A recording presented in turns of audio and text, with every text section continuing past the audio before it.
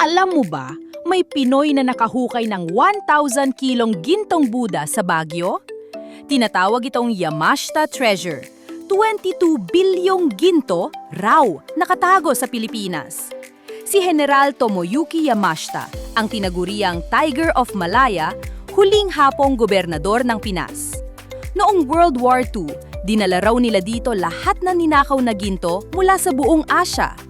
Binitay si Yamashita noong 1945. Pero saan napunta ang lahat ng ginto? 1971, isang locksmith na Pinoy, si Rogelio Rojas, naghukay sa kabundukan ng Baguio. Nakahanap siya ng gintong Buda, 1 toneladang ginto, at 24 na gold bars.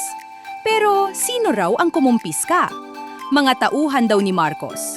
Kinulong si Rojas ng 2 taon. Kinasuhan niya ang pamilyang Marcos sa Hawaii. Halaga ng ginto, 22 bilyon. Ngayon, opisyal na ginto ng BSP, 133 tonelada, mahigit 1.3 trilyon.